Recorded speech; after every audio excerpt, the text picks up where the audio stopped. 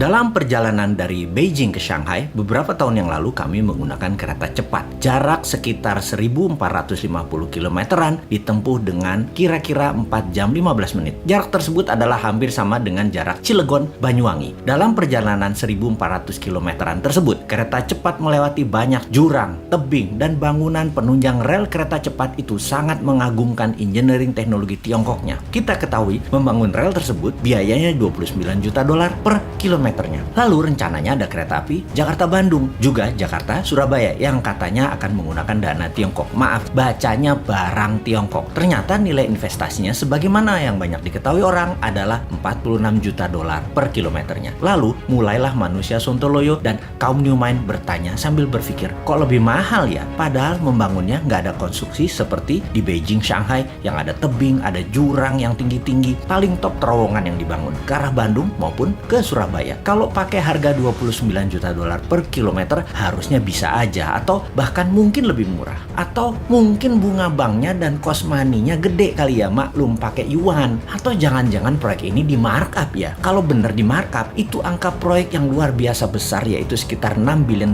Jangan-jangan dengan hanya $4 billion jadi nih barang. Lalu cuan lebihannya yang $2 billion dibelah dua. Kita asumsikan, satu buat pihak Tiongkok, satu buat pihak lokal Indonesia yang rekeningnya di luar negeri. Misalnya nih lo ya, bukan nuduh, cuman ngayal dan cuman nanya. Abis beda banget harga per kilometernya dengan medan lapangan yang tidak seajaib Beijing, Shanghai. Kembali ke cuan lebihan $1 billion atau 15 triliunan itu bisa lo buat pejabatnya memiliki jabatan abadi di pemerintahan. Ini baru rel dan kereta apinya, belum proyek lain seperti smelter, jalan tol. Saya nggak berani terusin, takut bener. Kalau salah kan ya nggak apa-apa, karena memang harusnya salah dugaan kita. Tapi kalau bener tuh, amit-amit banget deh, pantas pengen berkuasa terus. Dan dipastikan yang berkuasa nanti ya, kalau nggak dirinya, keluarganya, atau gengnya. Jangan sampai New Mind kebuka semua ini nanti selisih-selisih proyek hutangannya.